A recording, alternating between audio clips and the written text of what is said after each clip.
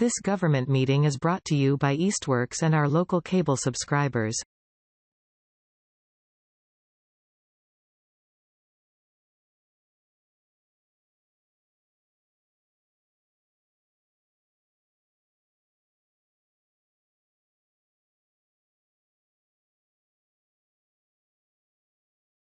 All right, it is 6:02. I will now order the September 29th meeting of the Easthampton Conservation Commission. This meeting is being recorded. This meeting of the Easthampton Conservation Commission will be conducted in person and simultaneously via remote participation online to the greatest extent possible. Every effort will be made to ensure that the public can adequately access the proceedings in real time via technological means. In the event that we are unable to do so despite best efforts, we will post on the City of Easthampton website an audio or video recording, transcript, or other comprehensive record of proceedings as soon as possible after the meeting. Should an interruption occur in which the online meeting ends abruptly, both the in-person and online meetings will not be restarted, and all agenda items will be automatically continued to the next scheduled meeting. Just timed that perfectly. Are there any public concerns, non-agenda items? Hearing and seeing none, we'll move on to public hearings. The first item on the agenda is a public hearing for a notice of intent filed by the Berkshire Design Group on behalf of the Community Builders, Inc. for a new housing development at 385 Main Street at 154 lot 32-1. This is Mass DEP file number 1510330. I believe we have both the proponent and our peer reviewer here this evening. So just for the record, Jeff Squire from the Berkshire Design Group, Julian Rushna from Community Builders are behind me, and as you mentioned, peer reviewer is here with us as well, and there are several other folks from the team online, I believe. I think since our last meeting, it's been primarily just responding to peer review responses. There's been some back and forth about different details, so I don't think there's, certainly highlight the updates on the plan, but I would say that the gist of the conversation is our recent response to his responses, which was just received this afternoon, just giving our team enough time to, get everything in order. So I'm happy to run through those if that's what the commission would prefer, just as in terms of the latest update. And then I can go to the plans and show you, sort of where some of the lingering questions remain or input that is at least my understanding that, would be up to you all, or there could be part of the conversation further. So just for clarification, you said the latest back and forth was your response back to Bucky as peer reviewer today? This afternoon, yes. Okay. Right. So we have not seen any of those most recent comments yet, right? Okay. Right. And so, yeah, go ahead. So I wonder if it would make sense to back up a step from that and your responses. So we haven't seen Bucky's most recent. So, okay, so there's a round for each of you that we have not yet seen. Right. Gotcha. Right. Okay. Where is the best place to start then?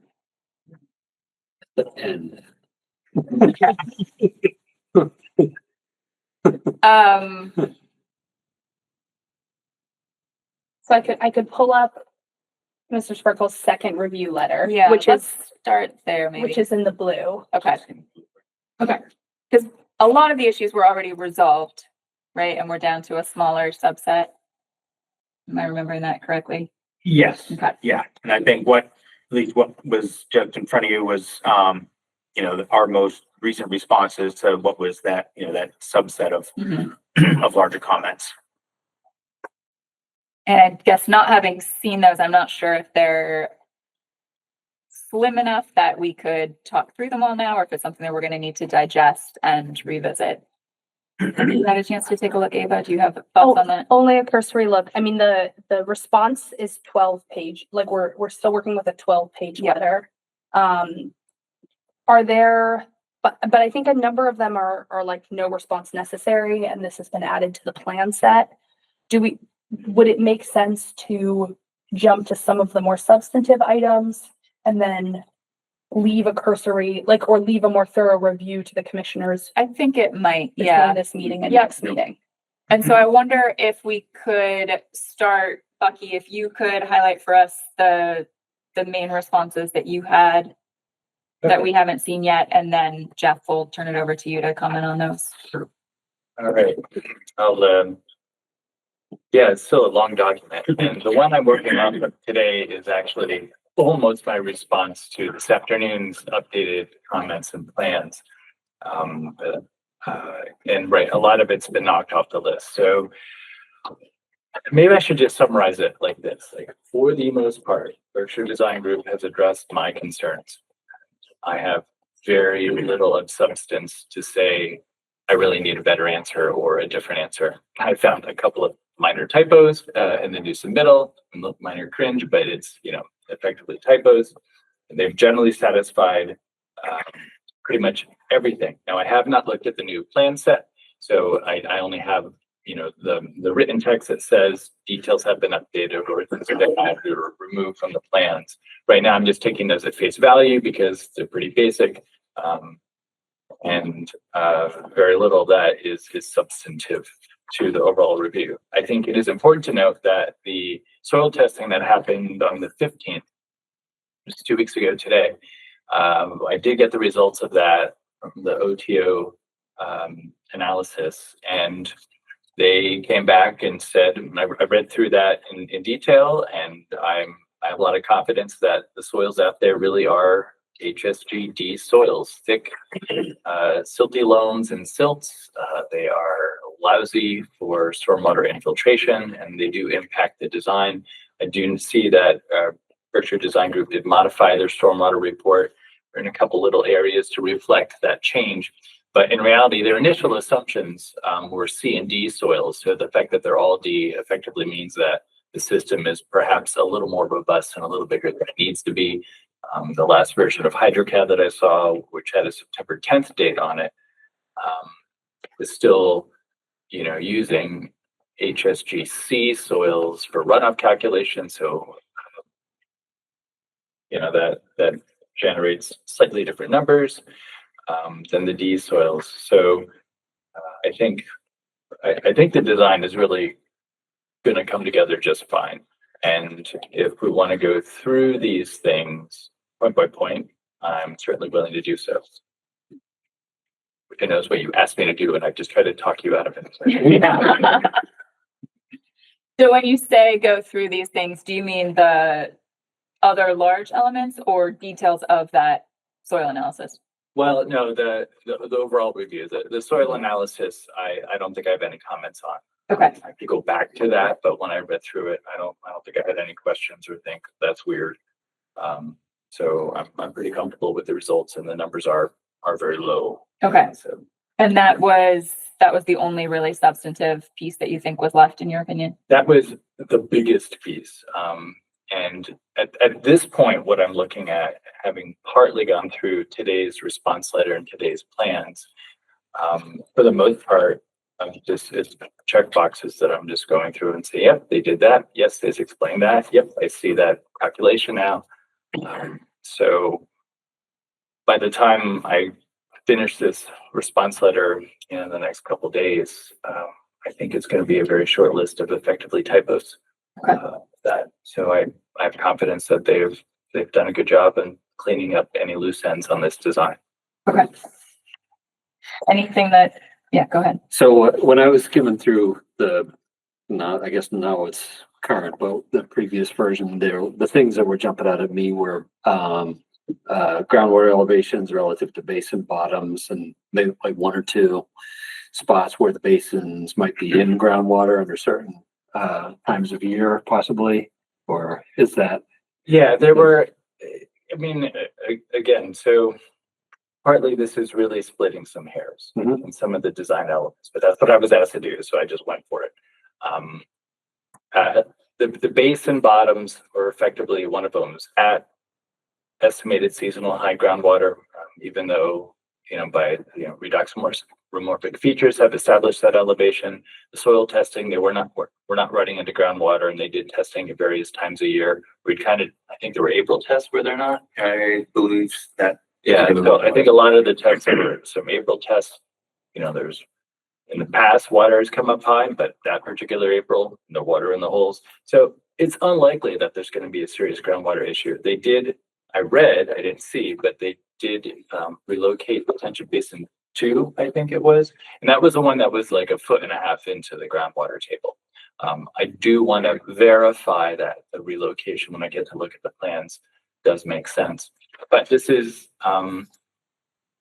in a lot of ways, this is up to the commission. It's not impossible to build a detention basin that the bottom would potentially intercept the groundwater table by a little bit for some days or hours of the year. So this is not like a significant issue overall, but it's looking at the letter of some of these regulations, it says, well, basin shouldn't be below the groundwater table. And if they've moved it and they've made adjustments, I'd like to see what they are, but I'm reasonably comfortable with it. But I would also say, it's a small gamble. And if you do allow it, I think I suggested a special condition that says, if you're finding standing water in the bottom of these basins later, then somebody's going to have to come along and correct that. The trouble is, the people who have to correct that a couple of years down the line are probably not the people who are building it today. And it does put some risk on somebody else. So how does the commission want to manage that? That's a special condition is one thing, and sure, you can, verify and or fix this issue down the line, but it may not be fair to the people who have to fix it. The other option is just spitballing, and I have no idea about authority, but usually there's some kind of bond for a stormwater management system, and a portion of the bond potentially could be held to verify that the basins remain dry for, I don't know, a 2 or 3 year period. And if they're dry all the time, well, we were being overly cautious and they're fine. So those are options. Unless you have other ideas. I think just given some of the other constraints in terms of creating wetlands, resource area impacts, we are starting to get, as big a site as it is, pushing some of the boundaries and trying to maintain, slope standards and some of those other, requests. So it's, it's obviously a balancing act, and the sort of nuances of the site. There's portions of the site that are, wet, portions longer time of the year than others, and it's just sort of the nature of that site. So we would anticipate that some of these basins would function very much like, extensions of some of the wetland systems that are there now. And then some of the other things, the back and forth I saw was about one basin in particular, the volume of the basin, but I think it seems like that issue kind of goes away with the change in hydrologic soil group. It does change a little bit. Yeah, that was the infiltration basin. There was, the requirement to make the basin meet the standard to the maximum extent practicable. And what definitely was back and forth on what was potential. And as I recall from, yes, now that we're looking at different soil groups, there's less volume necessary, and I think then that basin is now larger than is necessary.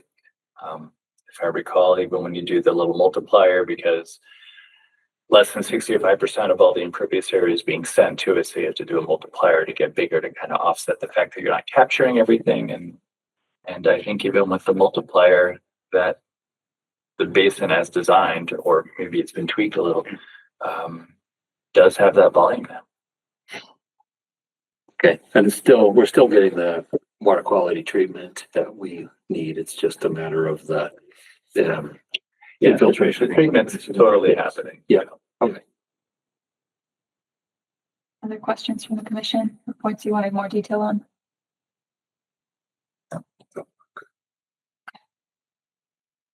Jeff, was there anything else in particular in your responses that you want us to know? No, I think that actually captured, most of what I was going to respond to, and just, I think the only other thing, there was a question about freeboard on one of the infiltration basin. We just solved that by providing a direct channel connection to the detention basin So there's, at 100-year storm level, there's no additional freeboard needed because it won't, it will overflow directly to the detention basin. So, but yeah, no, I think that summarizes everything pretty well. Okay. Yeah, I think a lot of the comments, as you noted, just, we had inadvertently left out or omitted one of the detail sheets in the previous set. So a lot of these were just, commenting on the fact that those are now included in the set and clarifications on some of the details like that. All right. Is there anything you'd like to point out in the new plan set? No, I think that, from a plan standpoint, they're very nuanced changes. I don't, we can certainly go through them, but I think, we did enlarge those, the basins on the north side there, the grading plan would show those. That's where a lot of the changes have taken place. But I think from a general sort of site layout and overall, impact standpoint, they are largely exactly as you've seen them. So,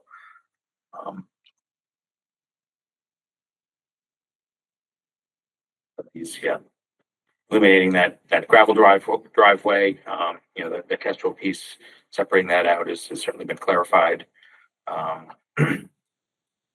Okay. So it sounds like there's a little bit more back and forth, or at least Bucky needs to see your latest responses. It's minor, but yeah. yes. Okay. So if we can get the final conversation well in advance of the next meeting so that we can review it prior, then I think hopefully we can wrap up all of the stormwater issues. It sounds like we're quite close. And Eva, can you remind me, were there any the stormwater I know was the big outstanding issue. Was there anything else that we wanted to revisit on this one from the notes? I don't believe so. There was one conversation at the last meeting regarding wetland markers. I just reminded Jeff in an email to include that in the latest plan set update. But I don't believe there were any other outstanding questions. Okay. Any other comments, questions from the commission? Anything you wanted to return to? Nope. All right. Can I ask a question? So just from, could we have maybe a simplified report at the end of this as a response to the final? So we kind of limit the 12 pages that we're going back and forth on. So I think it might be for the next hearing might be similar if we were like taken in by all parties maybe. Now that we, I think, have responses. I'm just wondering if we'd make that suggestion to start removing the ones that are cleared. Yes, actually, the September 17th version eliminated one set, and then it was still partly it's getting longer because we're just I'm adding your text to my text. So, the letter's getting shorter in content but longer in size. It's a very strange phenomenon. But yeah, the idea is that the letter has no items on it.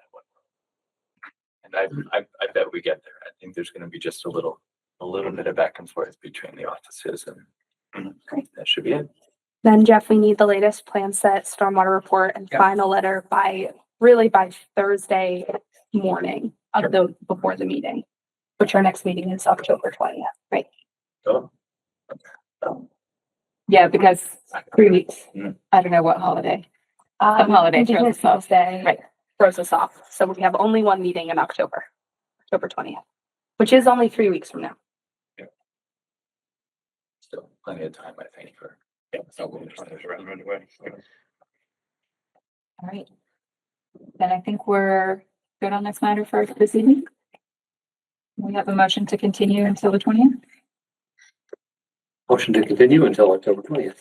And we need a roll call vote this evening. So because we haven't on the budget. Aye. August. Weeks. Aye. Lore, sorry. Aye. Carr. Hi. Motion carries. Thank you. I always Sarah's usually sitting there, so I was gonna go Weeks, Carr. That's not right. That's not right. Thank you. Thank you. Thank Thanks, you. everyone. Thank you all. Today, the nouns are the first thing to go. Uh-oh. All right. You need a minute, Eva? Just 1 second, I just wanted to unpin.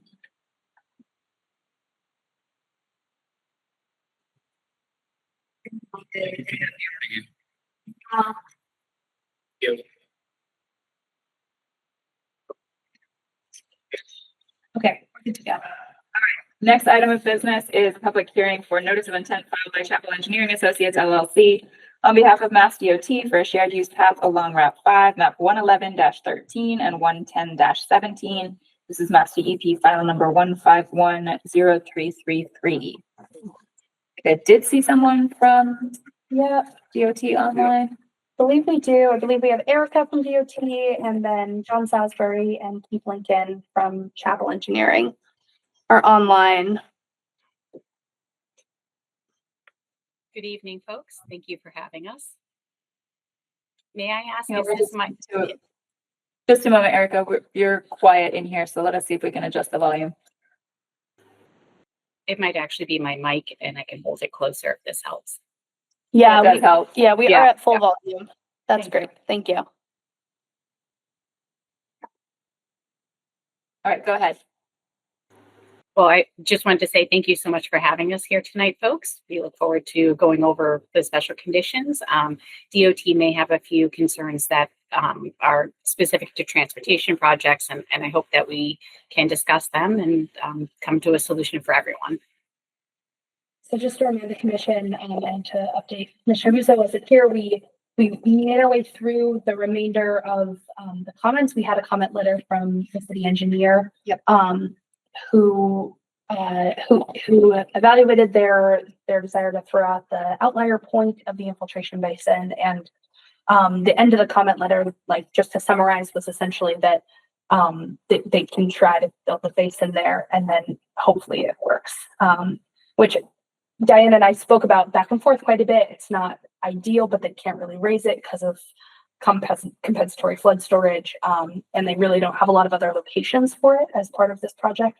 So that was where we ended with the city engineer, but I did not have, we had 5 open hearings that night, so I didn't have a condition set ready to go. So we saved the vote on it until we could review the commission set as a commission. Great. The other thing I have if the commission would like to take a chance to review it, is Northampton's order of conditions for this project. I don't think there's too much in here, but I know back early on in the project, we discussed wanting to make sure those were aligned. So I can just project that really quickly. This order was a little different than how we do our orders. But their special condition set is just this one, attachment A, after all the general conditions. And was there anything that jumped out for you? There was not. Yeah, I know there was some back and forth between Mass DOT about some of it not feeling applicable, like this piece of any potential buyer of the property.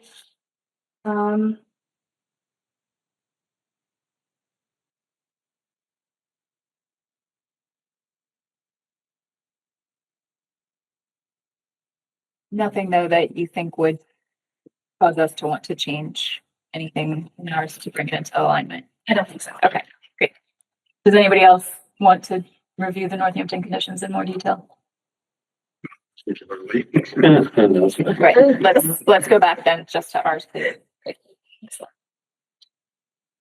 Okay, so I made a couple notes of questions I had. So a lot of this project is in riverfront, and typically we ask for nothing to be stored in the riverfront, everything disposed of at an offsite upland location. So I just wanted to actually ask the project, is that applicable here? Can all construction materials storing in the riverfront? Yeah. That one will actually be very difficult to comply with. I do have some notes about, being outside of all the resource areas. There's a floodplain, the buffer, the riverfront area with the linear nature of the project. We can try to, put stockpiles and equipment as far away from the resource areas as possible. One of the other unique things that happens with DOT projects is that the contractor is responsible for a lot of the needs and methods. So you folks can put conditions that like prohibit things, but they may end up looking and saying that, hey, we can't, or we can find a spot in this tiny little area. I know that there's a potential location in Northampton that was being considered that is outside of the resource areas, but it is a very difficult site with the linear nature of the project to be able to achieve it completely outside of any resource or buffer. Do we have areas that are within the project area that are riverfront but not BLSF? I thought we did. We do have that plan set. We might just have it. Yeah, it's the bottom one. Sorry.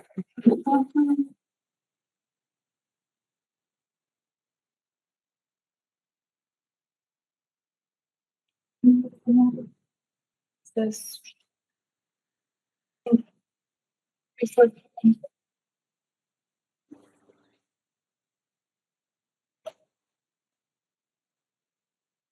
Storing materials in bordering land subject to flooding feels like not a great idea. That's, yeah, my thought was I'm less concerned about the riverfront if we can find areas that are outside of BLSF, just knowing that we've all observed how quickly the Connecticut can come up in this area. And that's something that we don't want to see happen while there's materials sitting there. Does anybody see the BLSF line on here?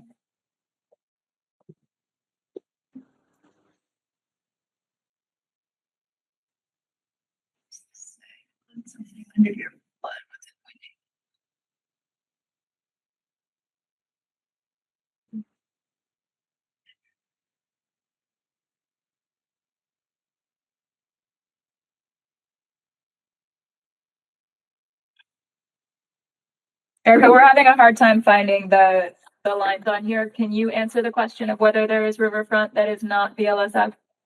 There are small areas in which the two resource areas don't overlap, and I would very much struggle to actually point them out on the plan at this exact moment. But they're not really in locations in which we could put stockpiles. Like some of it's adjacent to where the railroads are. They're just little small pockets where, like a little triangle where the Venn diagram doesn't overlap. One of the places we were looking at was north of the Oxbow, which is outside of commission jurisdiction in Northampton as one option. I did actually bring this up specifically with our construction compliance team. They actually asked if we could consider the outer 50 feet of buffer and to please consider that the entirety of the right of way is effectively in floodplain and riverfront. And I'm not sure that we have a space that it's going to fit other than the Oxbow in Northampton. So our construction compliance requested if we could. How about this? I would say to the maximum extent practicable, perhaps the request could be that we stay as far away from resource areas and outside of them to the maximum extent practicable with during the pre-construction meeting. That is one of the conditions to have the agent approve that. Perhaps that would be a solution. To approve the areas of where materials will be stored. Which page is that? I think it's this. Oh no, it's not the same page.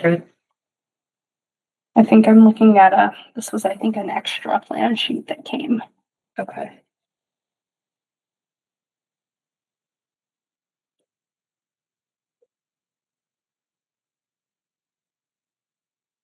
Seems like this is. Oh yeah, that looks like a different location. That's the major bridge as opposed to are we in the right location here, Keith?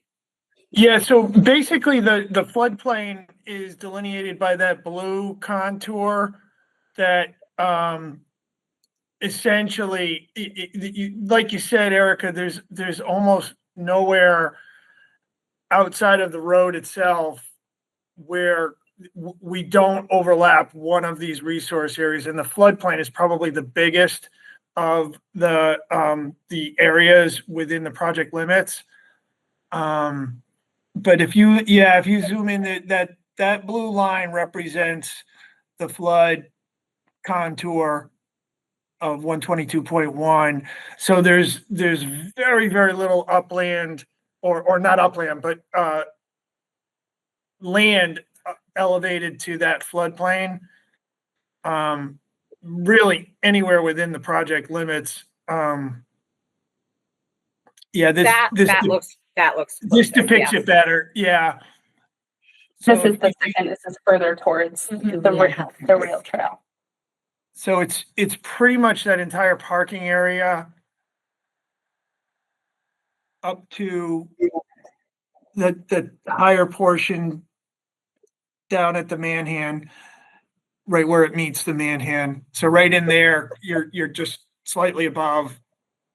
But that's the area where they would be building, and it is the entrance to the facilities in the back and the trail itself, the Manhan Trail. Would the commission put a time of year restriction on this? I mean, not that flooding, but typically the Connecticut floods in the springtime. That's when this road is underwater. Or July. Late Lately, July, sure. I mean, it's not behaving the way it's supposed to anymore. Right. So where would you be wanting to store materials? We would expect that the contractors would be looking to utilize the parking area as one location. And then there is a location in Northampton as a secondary location. That's, is it north of the Oxbow Marina? Is that what you said, Keith? It is, yeah, there's an open field in between Oxbow and the Atwood Drive intersection where there's it's a linear stretch. Everything's linear with this project, but that was the biggest footprint that was isolated and free of any wetland resource areas. I would have to just confirm on the floodplain exactly where it is relative to the floodplain, but it's at least it's outside of any buffer. And it is in Northampton. And it's Northampton. Yep. And because of the length of this, I think one location may not be feasible for all the staging required. I would say that sorry, go ahead. Does anybody happen to know what the peak flood elevations have been on the Connecticut the last several times?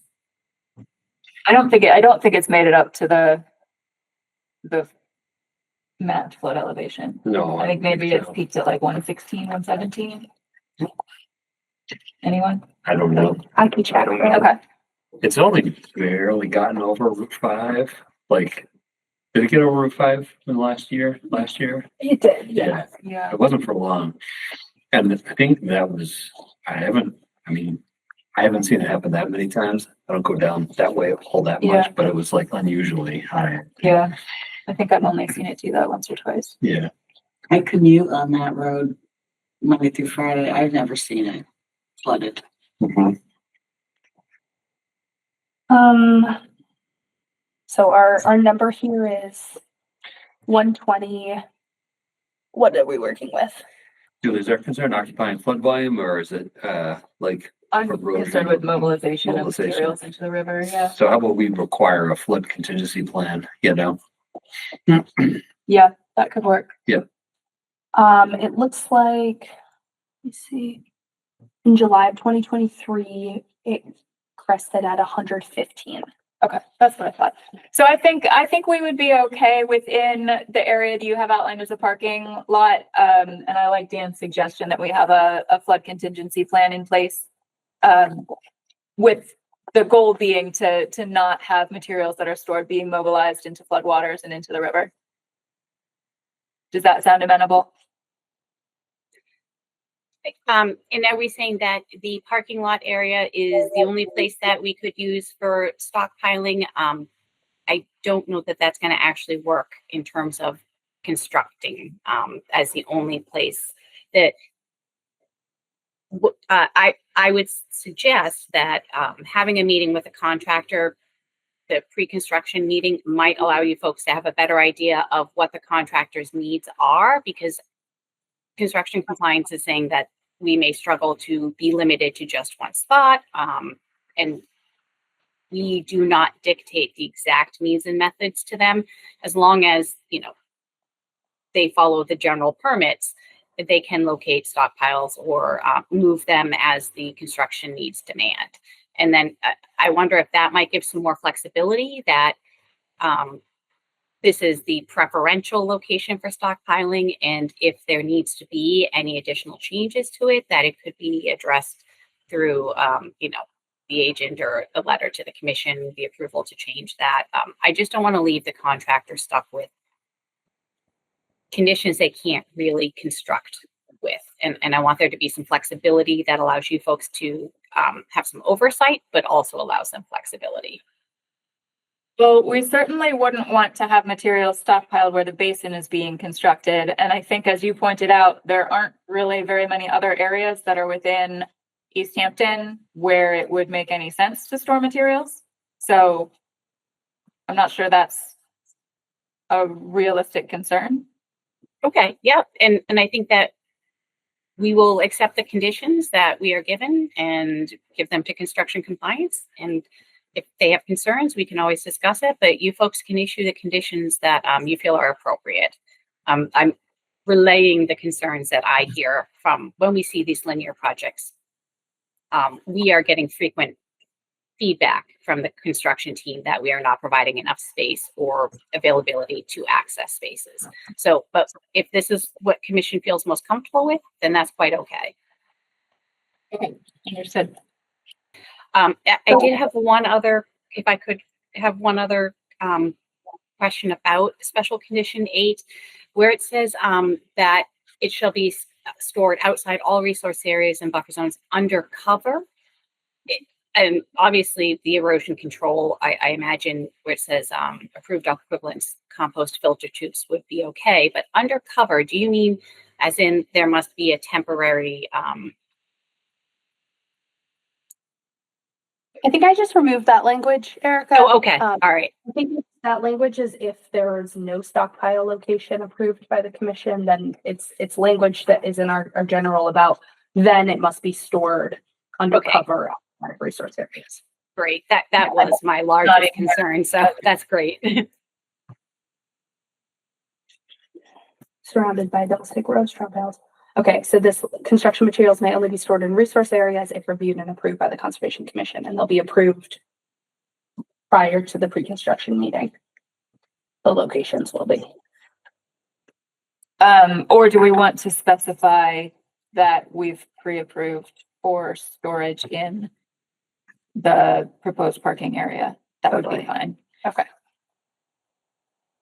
But then I think we do want to add to the condition, The flood contingency plan. okay, Right.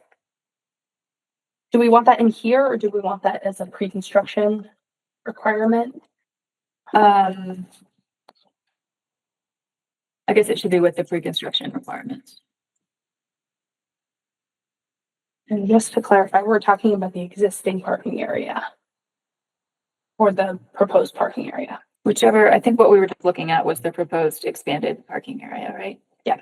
So anywhere within that is above an elevation that I think we feel comfortable with, and that's, yeah, I think that's fine. Okay.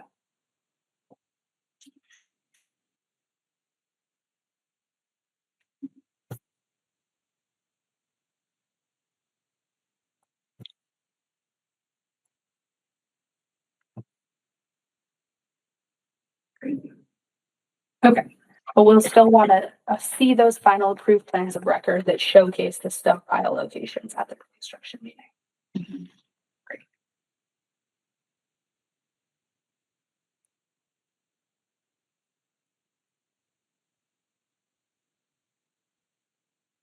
And I guess, sorry, but I think we want to not lose the other language about not storing in other resource areas without approval. Okay. Be stockpile approved. Da, da, da. So maybe you could say construction materials may be stored in the proposed trailhead parking area, but may not be stored in any other resource areas without written approval. In any other locations, right? I mean, I don't think there are really any other locations that aren't resource areas, but if there are, that's fine. Okay. Is everybody comfortable with that? Yes. Okay, great. All right, we feel good about condition 8? Condition 10, I was wondering about, I guess we request the management of vegetation. I know that some invasives removal are part of this project. Will they be able to be disposed of off-site upland in and of? Generally, when we do clearing and grubbing, the DOT does not remove the vegetation. It is a pretty big ask when we go to do the clearing and grubbing to remove the excess vegetation. We generally tend to mulch, basically trim anything that is small enough. It's mulched in. Any large debris is disposed off-site, but we don't generally remove all of the slash, for instance, or all of the trimmings when we do clearing and grubbing on the roadsides. Doesn't it become fill? We would I'm trying to, it would basically be chipped up and only the very minor excesses pieces would be left and any larger pieces would be removed. I'm trying to think about like when you mow the grass, and I apologize because I am struggling with coming up with the correct language right now. And I can actually go find an item right now if you'd like a little more clarity on this, and find one of our spec items and get you a little more clarity if that would help. And just with Audubon, didn't we say we could leave invasive plant matter slash because for purposes of not spreading Yeah. seeds and plant matter and those kinds of things? Otherwise, we'd probably be looking at bagging and Commissioner Carter. Oh, go ahead, Commissioner Parker.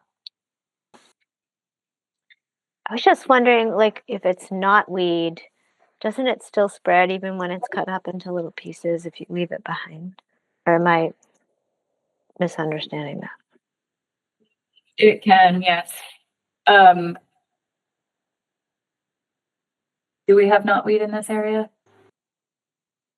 I I don't believe know so. it's there, but it's not the predominant one. Glossy buckthorn, multiflora rose, and bittersweet were the predominant ones, but there was some on site.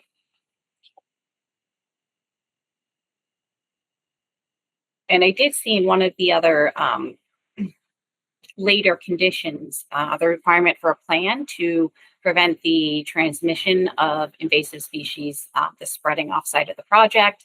Our landscape division does have plans that they produce to make sure that we don't do that. So we could at least know that even though we were leaving the mulch trimmings on site, that they would not be dispersed throughout any other locations. And we also do regularly mow and trim those shoulders. So if we did have some of this, the knotweed come back and start to resprout, it would get mowed again, which unfortunately is how the roadside management of knotweed happens throughout the state. So are you saying, Erica, that your practice would be to mulch the knotweed?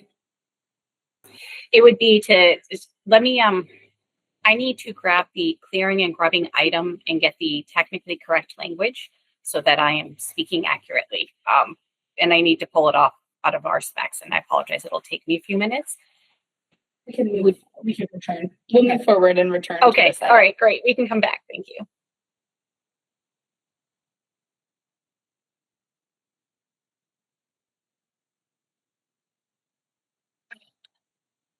All right. So I just was noting, it's a lot of our language about the outside of jurisdictional areas, given the constraints of the project. So curious about this refueling of equipment and vehicles. Will you have a location of a place to do that outside of resource areas? I would say the parking area that we approved would be the appropriate place for that. Okay. Because it's about as far away as we can get and should be above most flood concerns. Okay, great. Shall occur in the proposed parking lot. Great. That seem reasonable? Yes. Okay. So,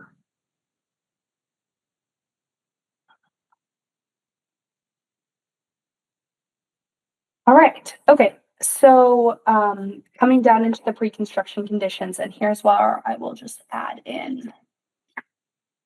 Let me do it here, so flood management, I would say contingency, flood contingency plan. Addressing removal and or protection of any equipment or materials stored below the 100-year flood elevation. Mhm. Anything you want to add to that?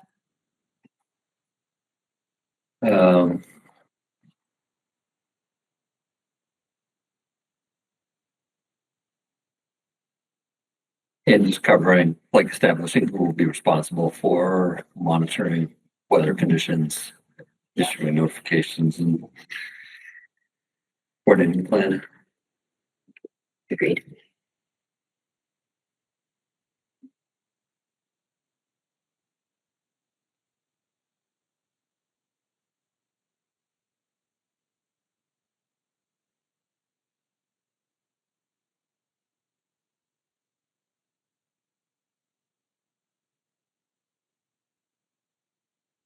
Great.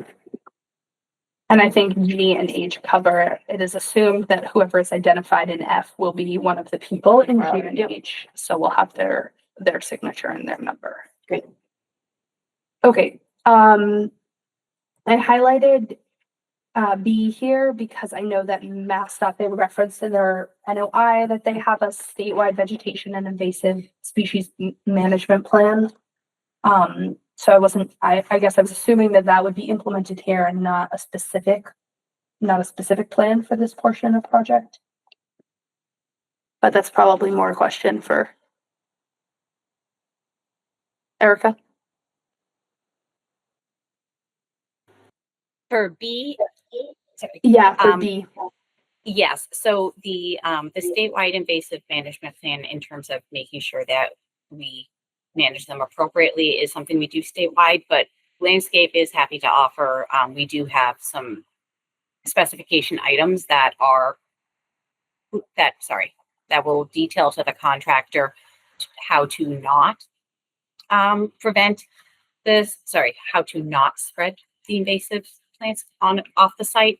It's items 102.3 and 102.33, and we'd be happy to include them in our contract so that there is some protection for the invasive plant species from leaving the site, but a management plan that, yeah, just for the construction period, we can actually manage that, but not during long term.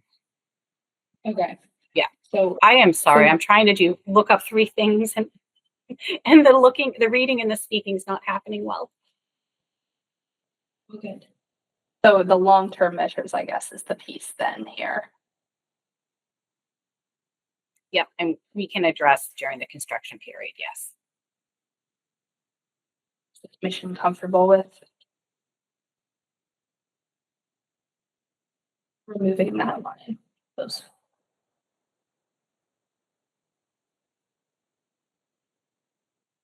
But if there's a statewide plan, then, you know, for all practical purposes, it's covered by the statewide plan, you know, it wouldn't, even if we had a more restrictive, invasive management plan for this stretch, you know.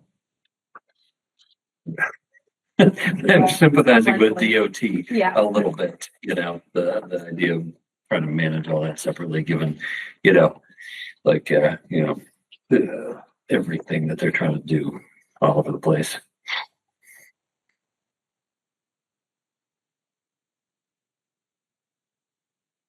It's also And- such a narrow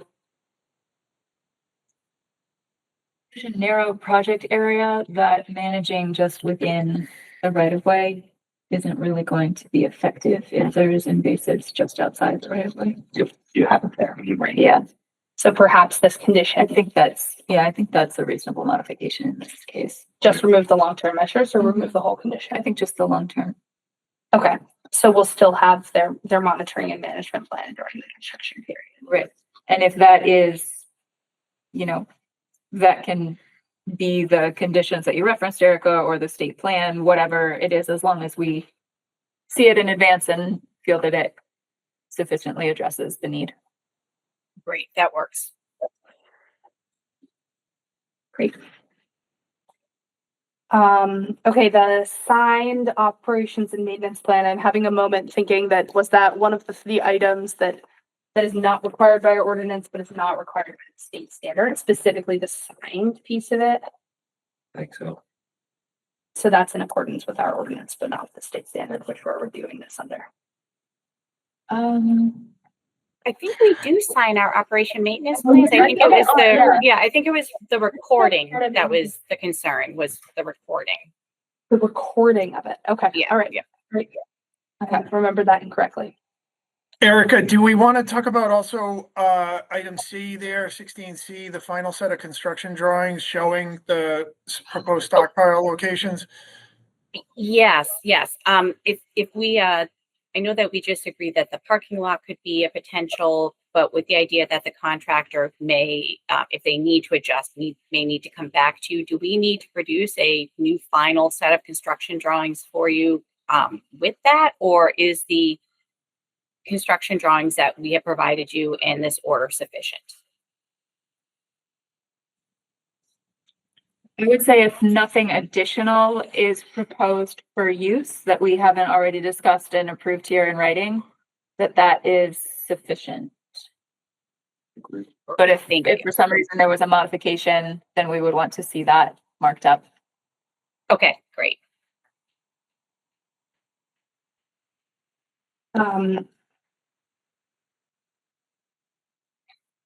Remove the condition entirely. We could move it out of this section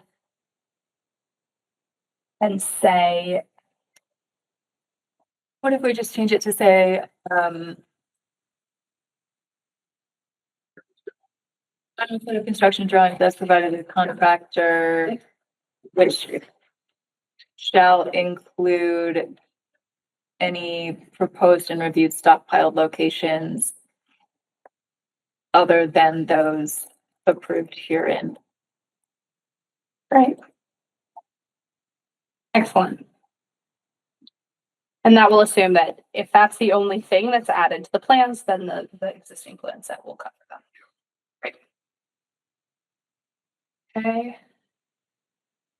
So the order will be recorded. Operations and maintenance plan. We'll finish this section perhaps. We can jump back up. May I speak about G for a moment? Sure. So our construction compliance says that we can absolutely provide you with a contact number for 24/7, but just not all the people responsible for the compliance with the order. So we can definitely provide you with someone that you can always reach out to 24/7 if there's a violation, but that we wouldn't be able to provide 24-hour contacts for, the contractor and his foreman. And we would give you our district environmental engineer. And that's, we just wouldn't be able to provide you with the entire team's 24-hour contact information. I think, given that we're going to allow storage of materials and equipment within the 100-year floodplain, we need to have a number for whoever's going to be responsible for moving that stuff or monitoring whether the flood is coming up to where it needs to be moved. Yes. Yep. And we can have a project manager, the district environmental engineer, construction compliance says that one specific person that is your 24/7 contact that is responsible for responding. But where it says that all persons responsible for compliance with this order, we really can't compel everyone to provide their 24-hour contact information. So I think what I hear you saying, Erica, is that you have one person who will be the only person responsible for compliance with this order, and that's whose number you're going to give us. There may be more than one, but I just can't guarantee it'd be the whole team. We can give you a contact piece of information that will guarantee you somebody at all times. I believe it would go through the district environmental engineer's emergency contact, which is always available. I'm just not sure who that specific person will be. It won't be the entire contracting team. As long as we have someone that we can reach 24 hours a day, that is the person we will deem responsible for compliance with our order. And that we're going to be called in the morning if we need to. That works great for us then. Okay. So I don't think we actually have to change the name of the language. Okay. I think we would just say the name, 24-hour telephone numbers, email addresses of DOT's 24-hour, I don't know,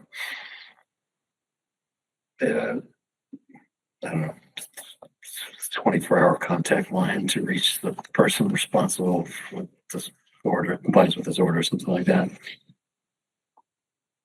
Okay. That makes I think it's just semantics, but we can update it if you want.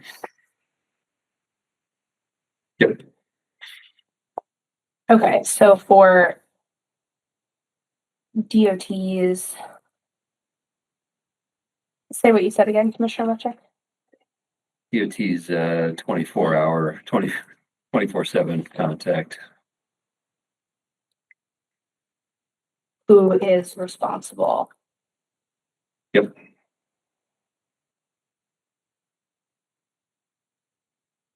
For compliance with this order. Do we want to include because obviously we want the contacts of other people working on this project as well for their email addresses. Should I need to get a hold of them in a non-emergency situation?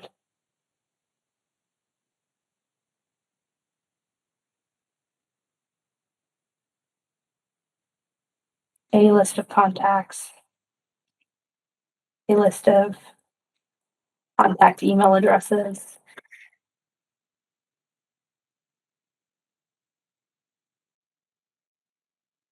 Yeah, sounds fine. Okay.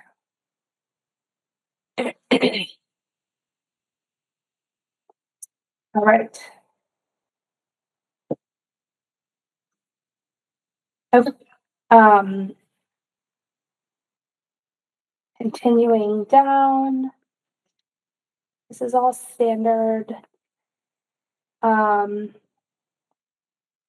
have an environmental monitor monitoring throughout storm events and submitting weekly reports and after every quarter-inch rain event. Yep. And I just want to double check. When we hear the term environmental monitor, we oftentimes think wetland scientist for a restoration.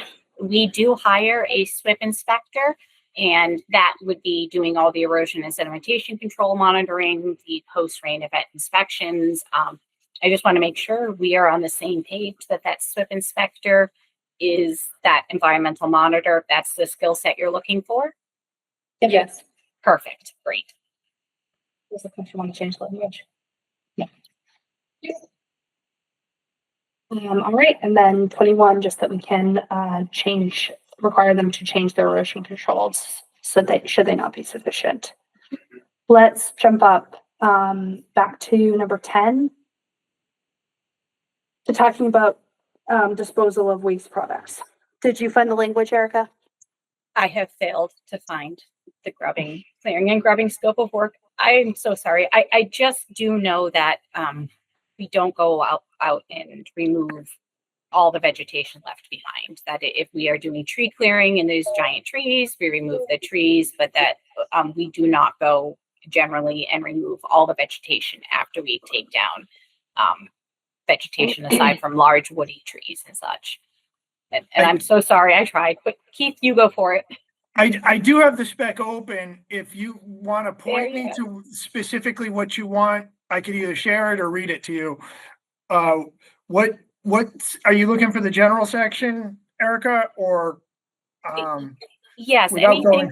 anything having to do with clearing and grubbing, the scope of work the contractor would need to do when he's clearing or grubbing the edges of the shoulder, the roadway shoulders.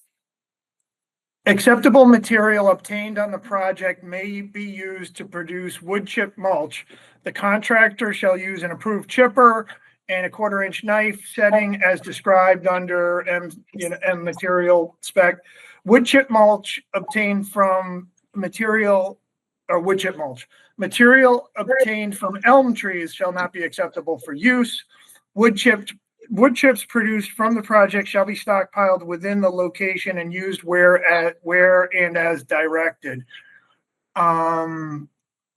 Except for materials for making wood chip mulch, the contractor shall make all arrangements and negotiations necessary for the satisfactory disposal of trees, shrubs, stumps, roots, dead wood, and other litter in areas outside the right-of-way and in such manner that no condition or accumulation of material shall be permitted to disfigure or mar the landscape.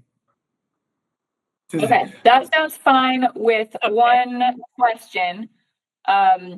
Do you have a further definition of acceptable material that hopefully excludes things like knotweed or other invasives that will spread further if chipped? You excluded elm trees, which is a mystery to me, frankly, but I would like to see some of those other things excluded, hopefully. Probably for the Dutch elm, but disease, but Our master specifications that works. It's still, Yeah, it's like other places. It's just a do, too. long hold over. it's been there forever. Huh. No. I mean, everyone's we afraid to spoke take about it. this when we were in the draft of the ordinance. Do you remember this? We spoke about and this was regarding the exemption the exemption in the Wetlands Protection Act, that removal of vegetation for road safety maintenance, removing the option to chip and spread invasive plants. So currently there's an exemption in the Wetlands Protection Act that says you can do any vegetation removal and you can chip and spread anything. And our current draft we're working with says it does not apply this option to chip and spread invasive plants, which is what we're saying. well, if we don't have that in the spec, that the invasive plant species are not acceptable for wood mulch chipping, I think that would be a very fair, acceptable, and in fact, a condition I would like to see personally. So if regardless of whether or not it's in the spec, I think that's an excellent addition to the requirement that those are not acceptable for mulching. Great. So can you just add to that, before it says shall be properly disposed, may not be chipped or mulched?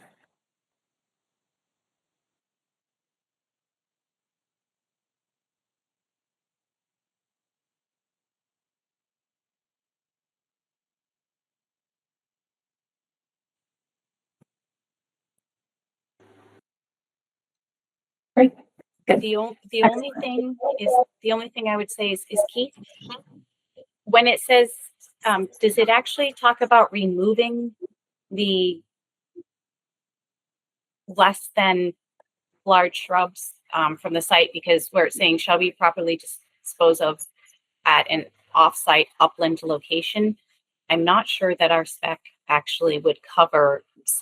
There's a lot of vine material, herbaceous, and I think that's part of what I'm. This is now specific though to invasive vegetation, Erica. Specific to invasives? Okay, that's quite okay then. Moving on, we've passed the pre-construction, and I just noted that we're still on the 1/4-inch rain events or weekly and weekly. Okay, the riverfront restoration area. So there's 13 plantings proposed. We've had some discussions about what a riverfront restoration area requires in terms of annual reporting or monitoring. I believe 2 years was what was discussed at a meeting. It's only 13 plantings. There isn't any information out there. You know, there's a lot of information about what constitutes success for wetland restoration. Riverfront restoration doesn't have that same criteria. So I'm open if we think that's applicable here, if we think that's These trees and shrubs. trees and shrubs. Okay.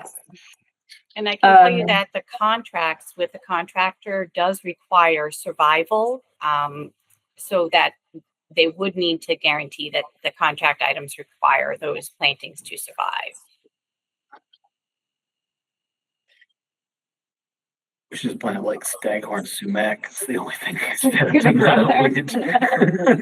There are assorted 13 count assorted maple and oak tree plantings. And one of the concerns that we wanted to make sure was that in the order as it is currently written, is there a concern with who provides those reports detailing the survival rates? It would be incredibly expensive to hire a wetland monitor and environmental monitor to come out and certify that these 3 plantings are surviving, because it is not, say, a pristine riverfront area restoration that we're trying to create. I'm wondering, is it sufficient to have let's say, like the district environmental engineer certify that they're alive? Is that something that would be sufficient, as opposed to, I'm wondering who you would need to provide that report. Yeah, we're not talking about wetland replication here, so anybody who can adequately assess whether a tree is alive or dead, I think would be a competent source. Great, thank you. What percent of survival? What survival rate? So it sounds like we can say that any of the plantings that have died should be replaced, because that's what's in your contract. Correct. Yep. Right. So detailing, so I can say the commission include that perhaps in the showing full survival of all restoration area plantings. Does that include if they're diseased? Like as they're growing and they're still alive, but there's a problem, but they replace them? Does your contract state anything about diseased plants or partial survival? Not that I'm aware, not that I can pull out and speak to confidently, but I do know that, excuse me, I doubt that we would like to have paid for the trees to then have them being diseased and unlikely to survive in a couple of years. So I can't speak to what the contract says exactly, but I would be comfortable with saying that not only survival, but they are in good health and that they could be replaced then. I don't think that would be a problem for us at all to say surviving and in good health, that we would need to replace a diseased one.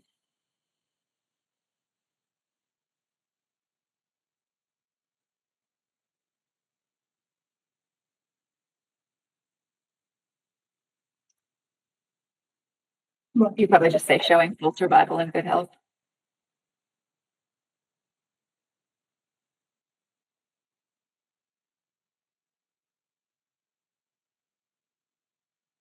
Great. All right. Okay, so 2 years of those. And then all of this is pretty standard in here. Didn't see anything. Did you see anything in here, Erica, that was a concern? There was one, condition 35, that for the site to be stable in a stable condition at the close of each construction day. It's not feasible for all areas. For example, you can't cover an exposed slope each day. Sometimes we'll have trenches that might need a metal plate over them, but that they won't be closed. And making sure that either the condition is adjusted to reflect that, or that we are all under the understanding that how we define stable condition would include things like if we can't, that a slope will be open or a trench will be open. We want to make sure that these larger projects, we can't always put it in the same kind of condition that a single family home can be at the end of a day. My take would be as long as the erosion controls are in place to account for that. That works great for us. We've seen and heard different interpretations, so Always that been our works great. intent.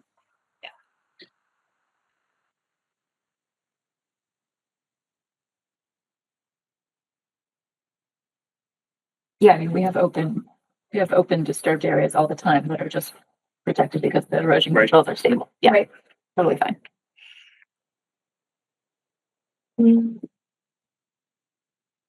Anything in here, Erica?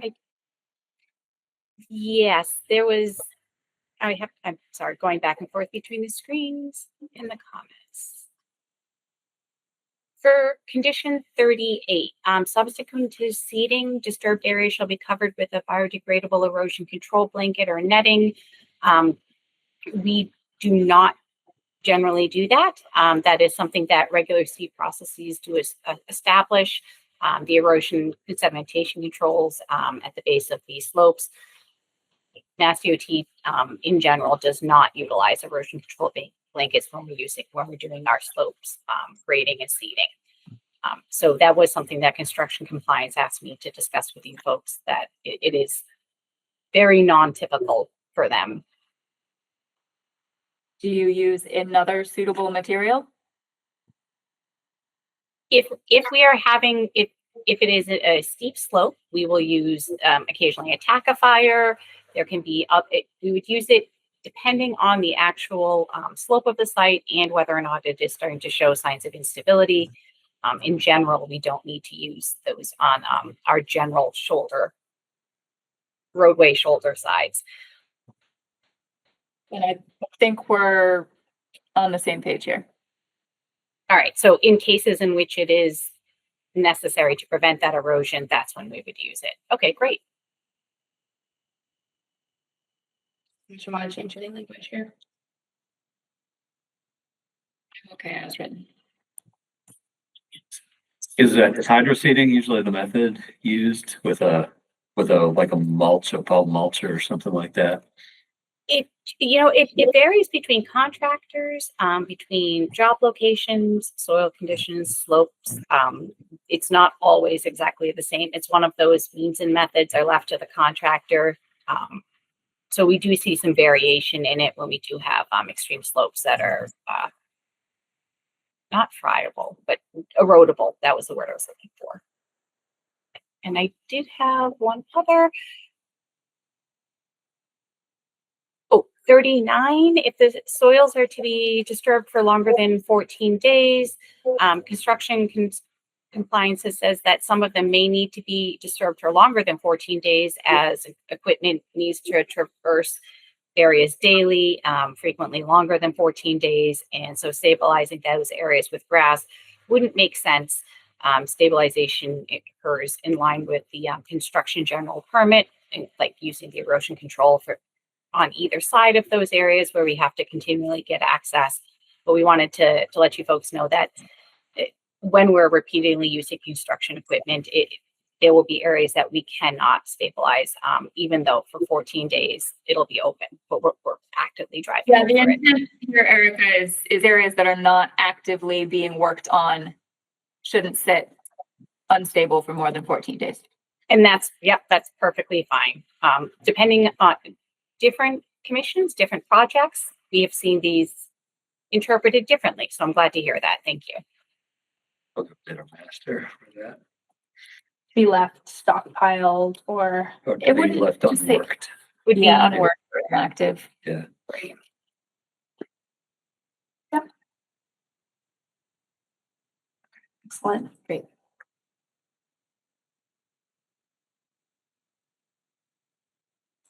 And before we get into post-construction, anything in here, grading and landscaping? Do you have? Yes. So the site grading and construction to avoid periods of high surface water. Unfortunately, that is something that we are not able to actually comply with when we're talking about flood events. Obviously, the flood contingency plan takes into place. We're not conducting work at that point in time, but we could have significantly long periods of time with a prolonged high surface water, could significantly delay the construction schedule. We could be, say, in the middle of construction and have a very wet spring, and then we are stuck for 3 months being unable to do work. It is something that we generally do push back on pretty hard, that being unable to do work during times of high surface water, unless it is a risk of flooding, we frequently do work during those times because that is a substantial portion of the year and we work throughout the year.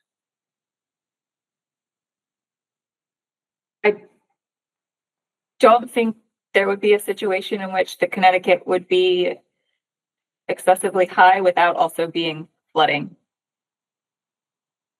And I think that the concern is when high surface water, how do we define that? There's seasonal high groundwater.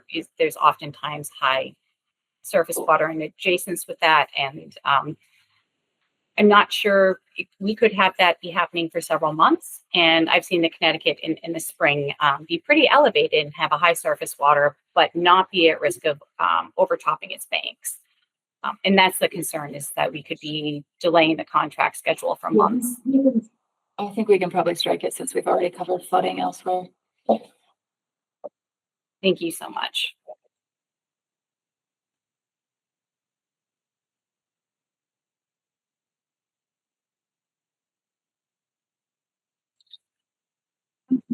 I was just noting that as we won't have a separate stormwater permit for this project, should we include a line, a condition regarding full infiltration in 72 hours? Is that implied by the as-built indicating that the stormwater management system was constructed? Do the plans of record indicate drainage time? They do, yeah, that's 10 hours. So then I think we're good. Okay, excellent. All right, then going into post-construction. So a COC, I don't think there's. I'm so sorry. I apologize. May I double check if you're in your landscaping section one more, as you've removed a couple of conditions, I want to see. Okay, yes, the current 43, I've asked Ben to discuss that with you folks as well. I believe, I don't know if your version still has the use of biodegradable erosion control blankets or other approved means. Hopefully the other approved means is sufficient that we've discussed, but the graded, loamed and seeded prior to November 1 of each year, and it says if possible. Is the commission okay with the fact that if possible, we will continue construction if necessary to complete the site? I just want to be clear and upfront that it is, if it is October 15th, we're going to keep going. And I know it says if possible, but I wanted to be clear and make sure we're all on the same page as that. Understood. Okay, thank you. I think I'm done with that section now.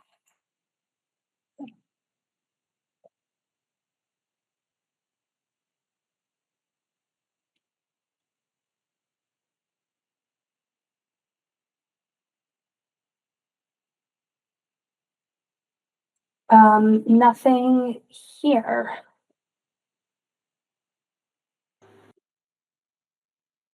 No concerns with us for anything except for until we get to the in perpetuity.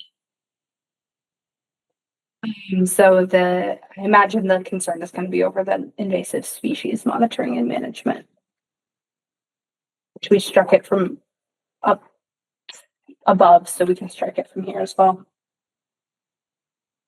Yeah, that would be consistent. Great. And then 48, no additional alterations of areas under the jurisdiction, as shown on the permanent marker plan.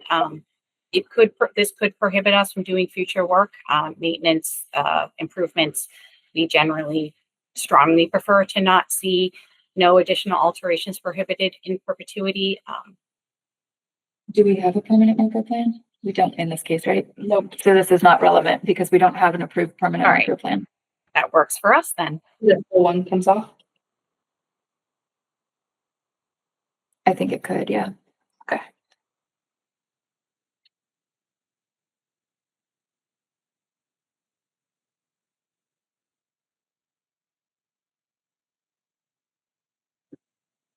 And I wanted to clarify that I'm switching back and forth between the notes again. Clarify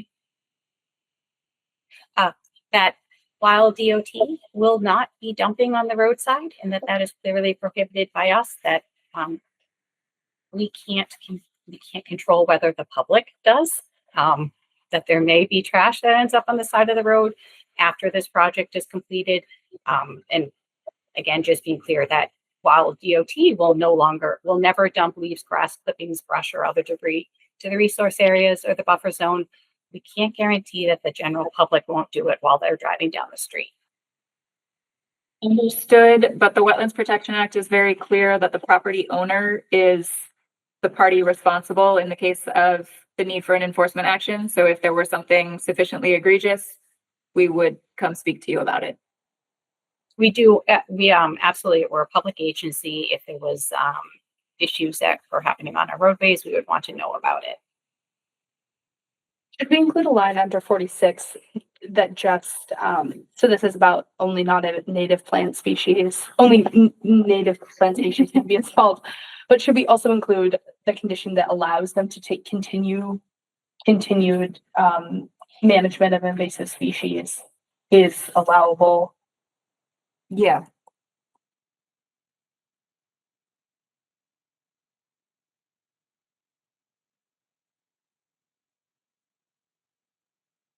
It's an ongoing condition.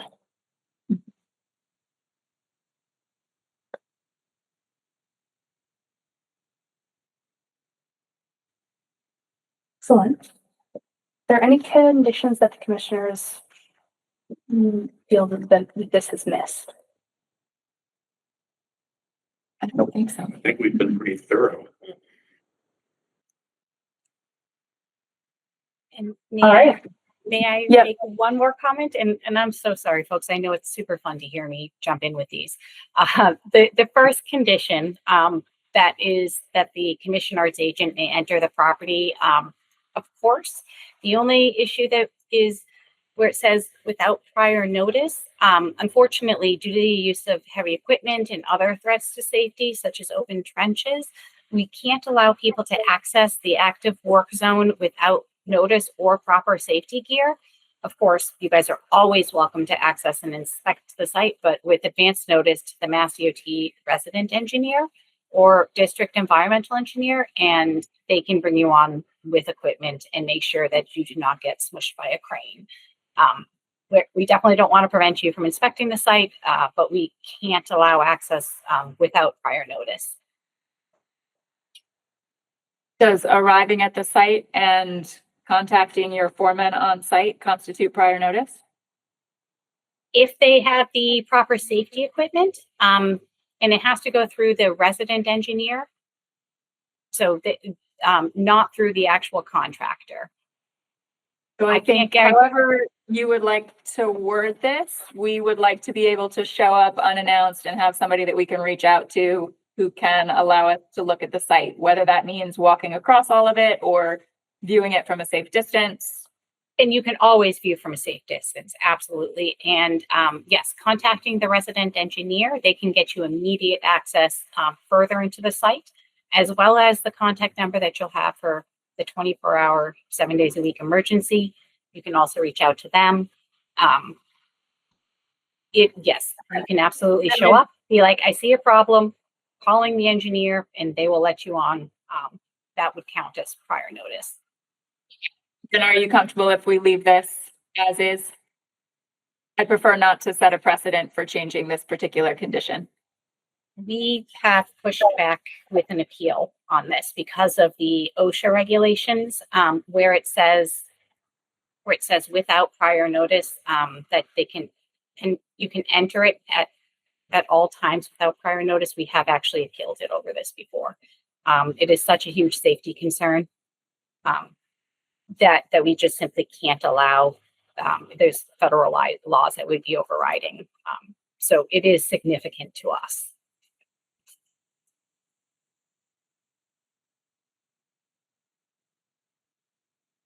Commissioner Carr?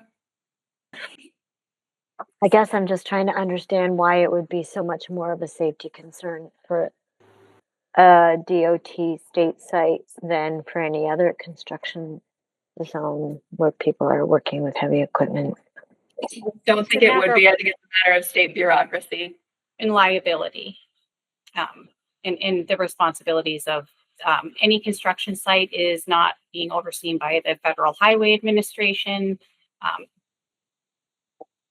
A simple phone call, you can stay there. You know, if you see a problem, someone would respond very quickly and provide you access. It's simply about entering the active work zone without prior notice. We have had recent deaths. It's something that DOT pushes back on strongly. There's got to be a way to phrase it where everybody's happy. I think there are. We've definitely seen conditions that work that way. It's just the without prior notice that's the real hang up for us. It has to be through the resident engineer. We just say, we could rewrite it, say like the Mass DOT resident engineer shall grant access to the site of the Conservation Commission or its agent. Yeah, I like that. That works great. Yes.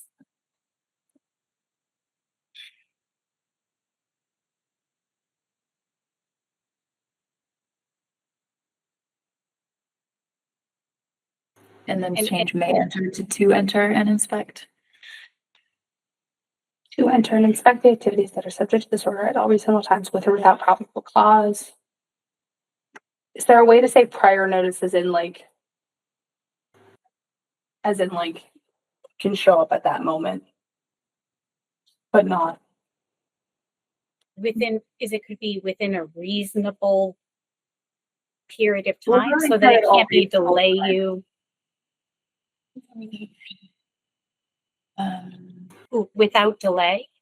After making contact with. with or without probable cause and without delay. Sure. Without delay, yeah.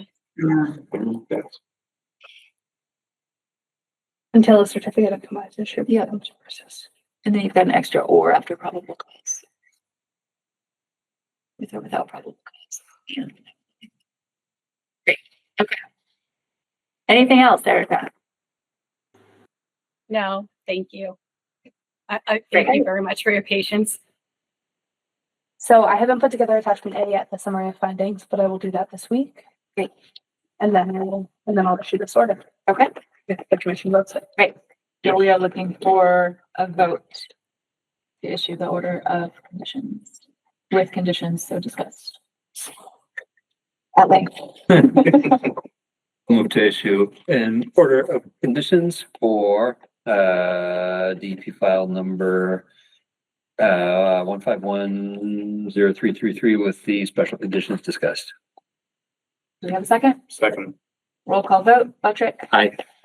August. Aye. Weeks. Aye. Laura. Aye. Carr.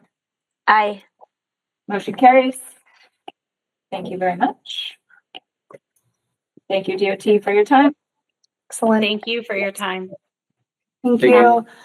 Thank Take you. care. Keith, should the final order come to your address that I received the original NOI from? Yeah, that works. Yep. Okay, great. And then I'll need proof of the recording of it back to my office. Okay. All Excellent. right, great. Thank you very much. Thank you. Thank you.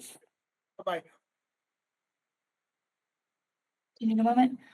Think we are good to go. Okay. Next order of business, public hearing for abbreviated notice of resource area delineation filed by Fleetwood Environmental on behalf of Sovereign Builders, Inc. for map 120 parcel 18 at Torrey Street and 14 Pine Hill Road. This is Mass DEP file number 1510336, and this item has already been continued to October 20th, so we will revisit it then. We have no items for requests for certificates of compliance. Are there any updates, Ava, on enforcement actions? The only update on enforcement actions is I have some more, I've been receiving the invasive plant reports from the solar site from 50 Florence. Pete Warren, the contractor, one of the contractors there, has reached out regarding, I guess actually let's address this under active projects. Okay. Question this. All right. Anything on open space updates? Yes. Okay. For Borkowski parcel, we are moving forward with the New England Mountain Bike Association is flagging a possible uphill climbing trail.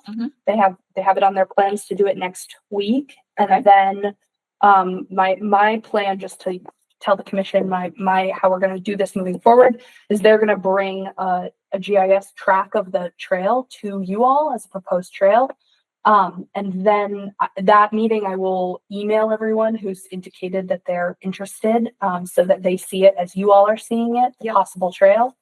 And then once we have a trail that we want to move forward with, if we have a trail we want to move forward with, we'll begin the natural heritage filing process. Okay. So at this point, we've given up on the pre-filing consultation process, and we're just going to move forward with a filing. Right.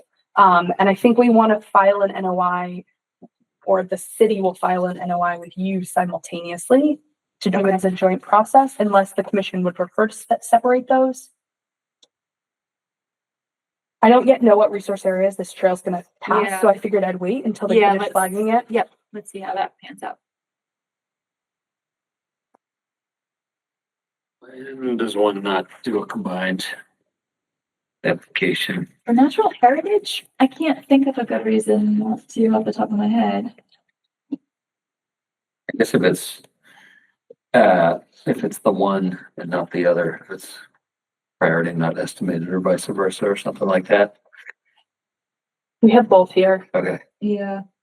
And I mean, I guess one argument not to in some cases would be not knowing if there were going to be substantial changes to the plan and not wanting to file the NOI twice, but we don't have any fees because it's a city project. So that's not a concern. That would be a reason I might advise somebody not to.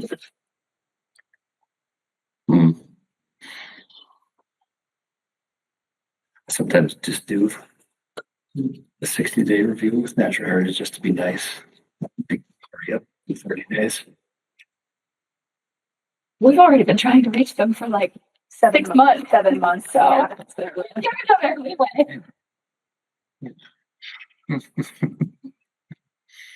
I think that sounds reasonable, but let's see where they put the trail in. Okay. Yeah, we'll see where they put the trail. Okay, sounds good. Yeah. All right, and I think there will be. I have a spreadsheet that those signs that we posted, and it's on our website as well. Have been working, and I have a list of about 12 people who've indicated interest. So I think we may expect some visitors at our meeting. Great. And the signs had an opportunity for people to put their names on that list, right? Exactly. Okay. Yeah, Great. a Google form. Yeah. Perfect. Yeah, and many of those I have, it was optional for them to indicate how they use the trails. And it seems like it's a real even mix of hikers and mountain bikers. Great.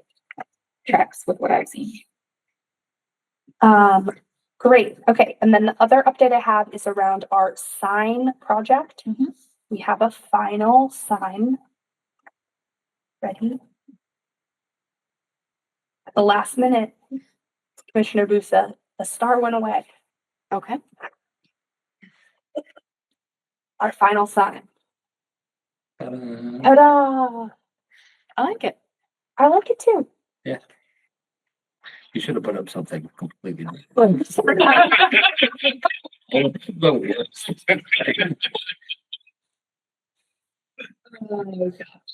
Did we ever get ones with the kayakers, whatever they're We actually did, called? we did. And We it thought- was a no-go. We They thought they looked looked like weird. bugs. Okay, cool.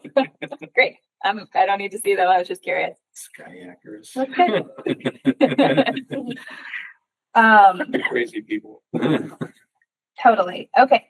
So the commission's feeling good about it? I like it. Excellent. Yeah.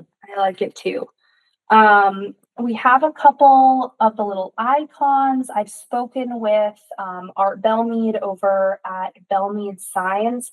I did try briefly to get some other quotes for signs. I think we should go with Bellmead Signs for this project. It's under the $10,000 amount considerably, so we don't have to do a larger search for quotes. And they're a friend of this trail network. And I just think it'd be like a good intra-community move to move forward with them for this initial sign. And then knowing that if we go out and do a larger wayfinding signage project in combination with Parks and Rec, that will certainly be above the price tag, and we'll have to go through a more thorough municipal procurement process. My only question would be whether it makes sense to go through a full process now, if that would allow us to select somebody so that we know we would have consistency every time we need to do this. So that we don't have looking slightly different for different places, since we went through the trouble of coming up with a unified design. Right. I hear that. I mean, I think my concern is just that I think we're going to end up doing it in combination with another city department. So there's going to be I feel like there's going to be enough buy-in. There's going to be more opinions when we get to that stage.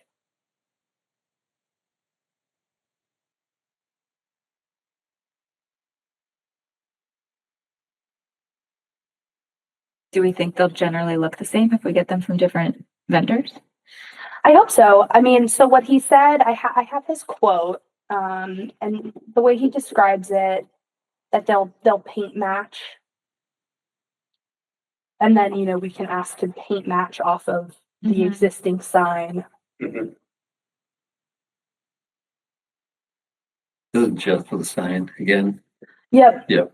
Yeah, my plan with the posts is to speak to some of the main users of this parcel and see if there's an interest in some volunteer work with the city. I would have loved that before I knew about Dig Safe. Dig Safe. Oh, you would have loved that before. Is that what you- Before I learned all about Dig Safe. Gotcha.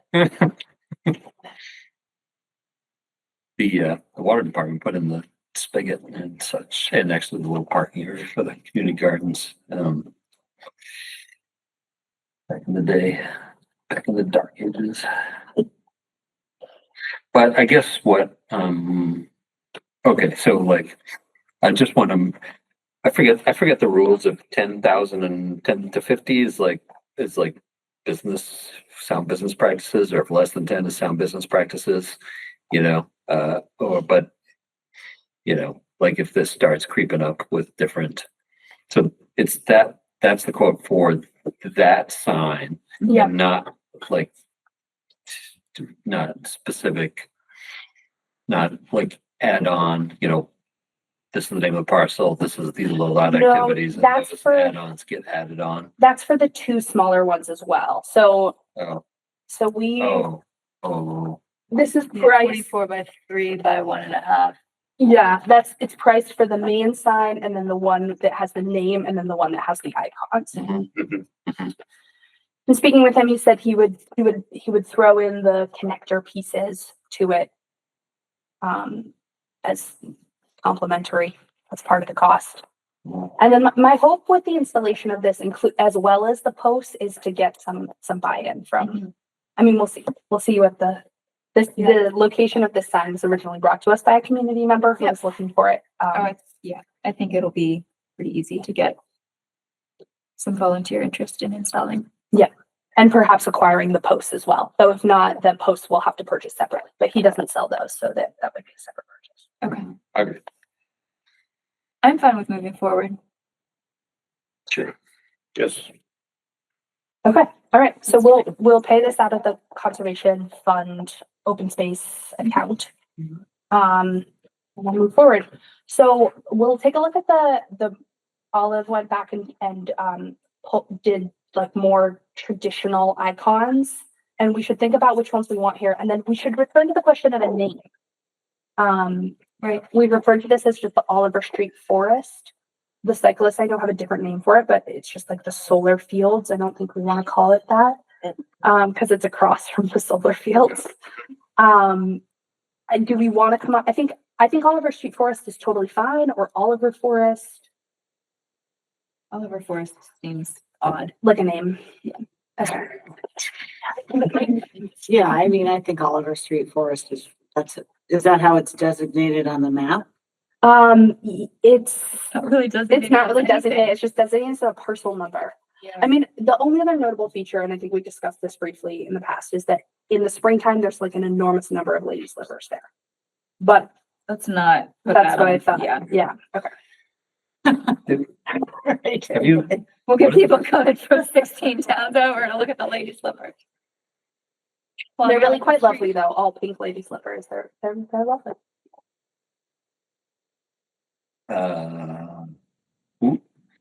who was the parcel acquired from? Or like, what was the Oh name? yeah, Julia Joy. Joy Woods. The Forest of Joy. Joy Forest. Julia's Joyful Forest. We can do this for hours. I think forest sounds pretentious. I like woods better, but this. Woods. Yes. Oliver Street That's Woods. me personally, yeah. Yeah, I mean, it's not very large, so. Yeah, like woods. Joy Woods. Joy Woods. Joy was weird. Take a joy ride in the Joy It's Woods. so perfect, isn't it? We should have worked out. Oh my this. gosh. Yeah. Do we have to decide this minute? Yeah. I don't know if we're in the right room. Probably not on the Joy Woods. This is the deed. I know. How old is that? In 1902. I'm like, do we Wow. reference something with the age? Remember, this is land we also own into Northampton. We can make some kind of joke about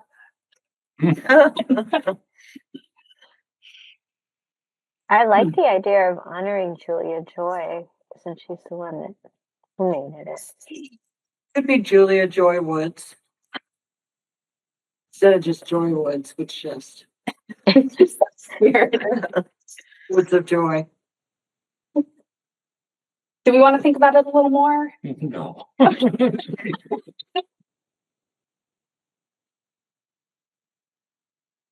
We can do a naming contest. Naming contest. I don't know if we My submission, Joy Woods. look at what was the One? Yeah. What do we go? Okay. So well. What's the new one on East Street? Mount Tom North. Oh, stupid. Just kidding. Boring. That's probably listening to I'm this. just meeting. kidding, everybody. I'm just kidding. The Hatch Conservation Area. Oliver Street Woods. Julia Joy Woods. We don't know anything about this Julie Joy. Could Yeah, she even somebody that we want to. I mean, have been a who knows? controversial figure. Who knows? According to that, she was a We've widow. been using Oliver Street Woods or something similar for a while. I've gotten used to it. I have. That's how I think of it. But that doesn't necessarily mean that's what we should go with.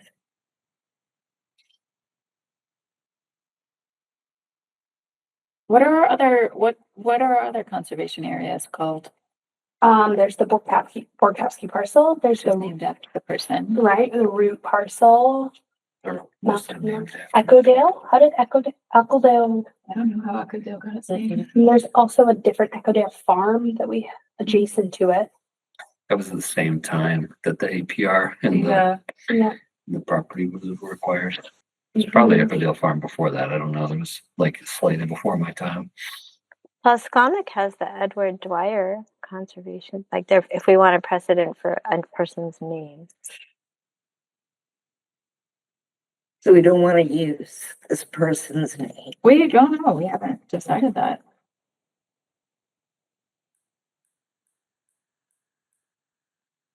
It's the one at the end of my street. Oh my gosh, I should know. I kind of like the idea of the thinking about it, of Julia Joy, just because a lot of times the streets are named after some family member of the, whoever was putting in the development. What year? I 1902. think I found her. 1902. I found a Julia Ann Pierce Joy, 1817 to 1910, who died at 92 in Easthampton. Was probably her. So it seems that we might be able to uncover a little bit of information about her. So maybe I can do a little research about into it. Julia Joy. Yeah. Sure. Let's just make sure that, other than being someone who believed in giving away her land, she didn't have any egregious issues that we don't want to call to attention. All right, Our sounds property great. name. I can research Julia Joy and get back to you guys. And then we can hopefully send this out to be built October 20th, the next meeting. Great. Yeah. Awesome. Good. And it would be the Julia Joy Woods. That's kind of a nice ring to it. It does. Works for me. I like that. You wouldn't put in something like memorial or like, it's a little late for that. So a word, you know, go with Maybe not That because ship has sailed. I think just Julia. Yeah, I think. Julia Joy.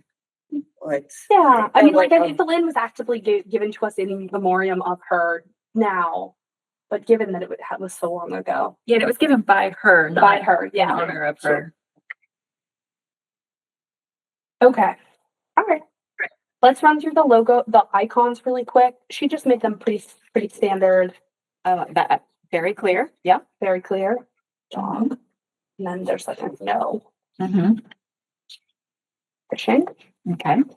littering, yes, fishing, no fires. So okay, there's a bike one. There's the bike one. And so for the Julia Joy Woods, if we wanted to have it, it should have the bike, the hiker. We can also ask her to make any more. The dog. A no, well, that's this one. It looks like One here's the trash can. Is this one confusing? One would like to think that the no littering is a given. Okay, all right, great. No fires, no four-wheelers. We use a pack it in, pack it out symbol. I don't know how you symbolize that, but Yeah. like there's no trash here. That's a good. Like what? Yeah, 'cause Or I leave- don't think there probably won't be a trash can there for people to use. No, Yeah, if we could come up with a symbol for that, that would be good. The other one that I would like to try, or at least we should discuss, I think, in addition to four-wheelers, would be dirt bikes. If we can come up with a symbol that is sufficiently distinct for dirt bikes, like Versus maybe with some e-bikes. smoke coming out the back okay, versus, Or like just an exhaust pipe. with yeah. Motorized, Yeah, no more. I don't want to say internal no combustion. motorized, yeah, Internal because combustion. we're having the e-bike powered conversation. Let's not motorized- rule that out. motorized vehicles. okay, but Yeah. maybe an exhaust pipe or smoke coming out. Yeah, there's Right. gotta be a good way to symbolize a dirt bike as distinct from another bike. Okay,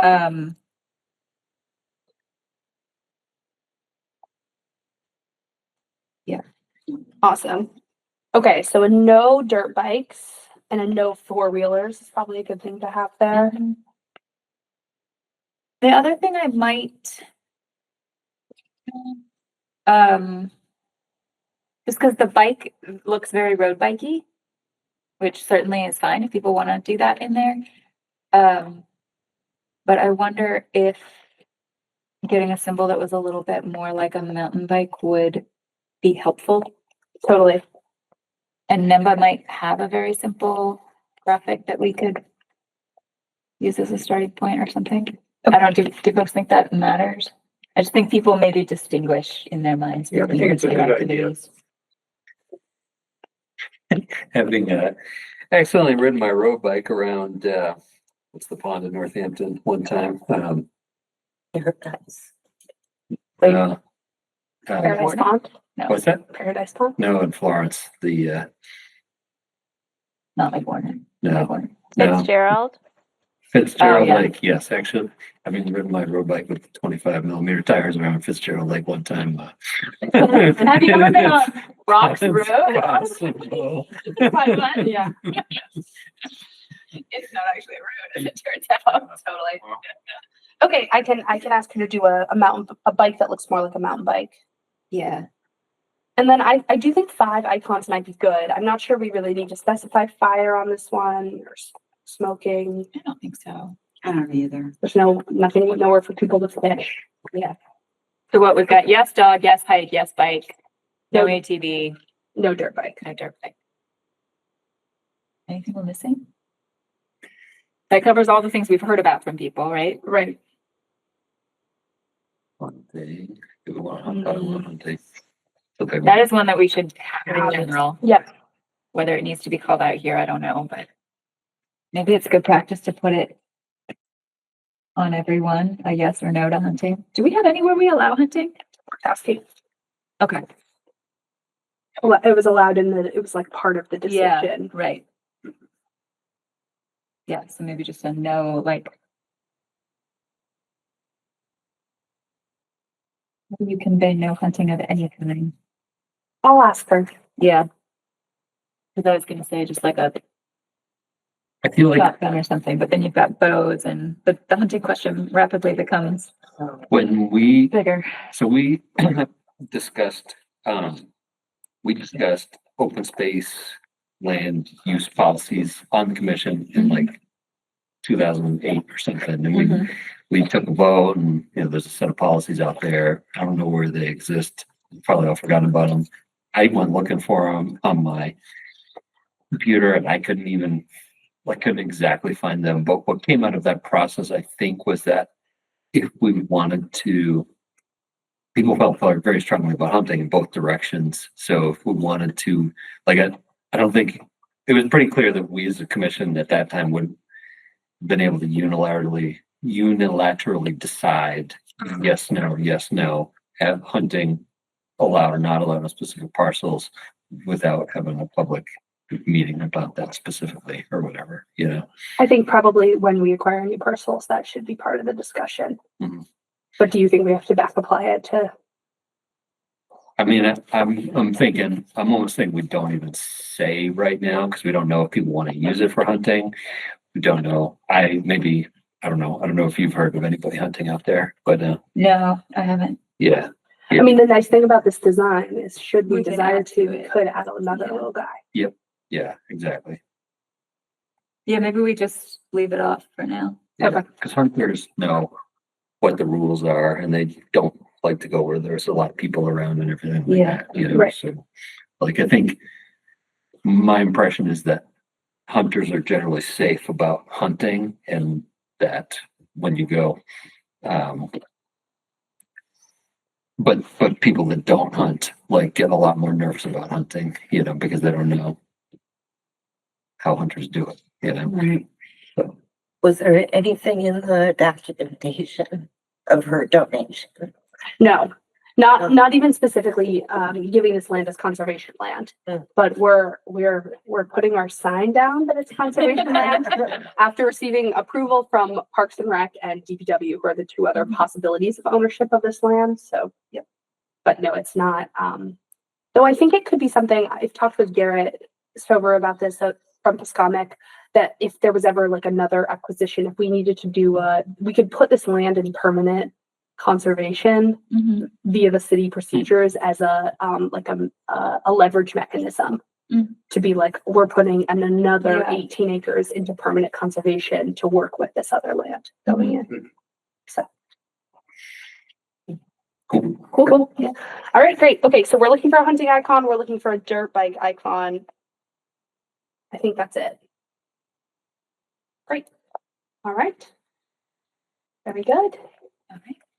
We've got ourselves a sign. Exciting. Yay. Yeah. All right. What do we have for compliance update? Yes, compliance updates. Okay, I think the first one is 50 Florence. So, I think it's I. Yep. Okay. Yes. All right. So Pete Warren has reached out to me. He asked, he says, he says you've been receiving the invasive species treatments reports all summer, which is true. And GEI has concluded the site's fully stable. I haven't been out there to check. I haven't checked on the most recent status of the invasive treatment. I do not believe they have fully taken care of the problem. They have a 3-year plan for this, but I guess the question is, does the commission want to continue regulating the invasive species management under both the open project because they can't, so we have an enforcement order out against them and they have not yet received a certificate of compliance. So unsurprisingly, Pete is asking seeing that the enforcement order is underway, that the invasive treatments are underway, to receive the certificate of compliance while not closing out the enforcement order.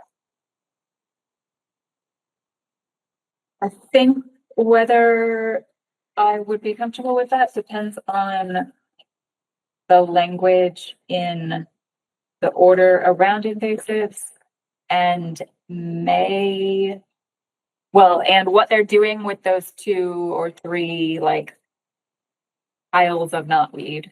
Yeah. And how we discussed those we may have to go back to the minutes because I know those were a topic of conversation. And were meant to be handled. And I think when we last looked at these, or at least the last set that I saw, those were still thriving. Yeah. So are they being managed now? Any sign that they're dying? I haven't seen them recently, and the reports don't show. They show the smaller knotweed, the knotweed that's like grown into. Right. So if those are still outstanding, I would say they are not in compliance with what was discussed when the order was issued. Okay. All right. So I need to go back and probably find the language in the minutes where you guys specifically say that, because I did look between last meeting or the last time we discussed this. I did look back on the historic aerials, and there were some knotweed mounds there that match these mounds before the construction. Right. And we walked past them during the site visit and said, those must be taken care of by the time this project is finished. Right. Okay. And I know it came back up in the hearings. Okay. So I don't know if there's a way to track down the date of that site visit and then look for the minutes closest to that. That would probably be where that conversation would have happened, I would imagine. And that was at the pre-con site? No, it was during, it would have been the commission's site review, site walk when we were permitting the project. The first one? Yeah. Okay, but not during the ANRAD process? No, it would have been during the solar process. Okay.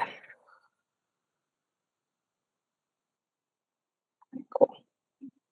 I have no idea at this point of when that was in time.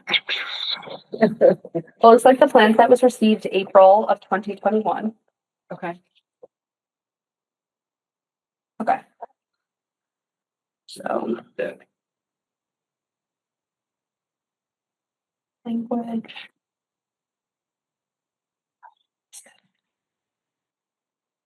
All right. I also just think it is safe to say that, like, I feel like we're a little early in this process for my comfort, I would want to see them farther along in this invasives management of the whole site. I would certainly support that as long as we can support that with the language in the order. I mean, and right now it's gotten worse. Yeah, no, I think. I mean, they have an invasive species. They have an invasive management and monitoring plan that they've been out of compliance with. Yeah, I don't think we're ready to issue a certificate of compliance. Okay. What do others think? I'm in agreement. Thanks. All right. Well, I will find the minutes regarding that section now. Okay. Hopefully they got it with herbicide, like during the magic 2-week Yeah, period. right. That's what probably just ending now, Right. whatever.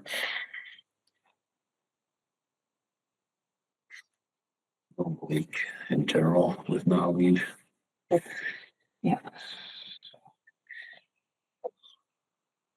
Okay. And they should have been managing that since whenever it was issued in 2021 or 2022. So. Yep, for sure. Okay, the 6973 Loudville is what number? F? Am I jumping back? Oh yeah, I am jumping back. My apologies. They have redone the stormwater basin. And then they had to redo it again because it poured rain, right afterwards. So I'll check, I'll have it to show you when it's regrown in, or when we're a little further along. Did they pull all the stone out when they did that work? They did. Okay. Yep. Yeah, it was a little grim. I did go look right after they did the construction, and then we got that inch and a half rain event, and it was like, yeah. What were So- we seeing downstream? Was it overflowing out the outflow with turbid water? no, I was just seeing that the slopes that they had just so nicely seeded were just like all flooded and sliding down into the bottom of the basin. Okay. So they're gonna have to pull it back up, reseed it, Yeah. do it again. Okay. That's unfortunate timing. It was bad timing, I know, with such a dry Yeah. autumn. We picked the only rain in how many weeks? Totally, absolutely. Okay, what other ones do I have for you? Oh, I was gonna show, HD Top 93, 95, 97. Mm-hmm. Hampton Street has been moving along.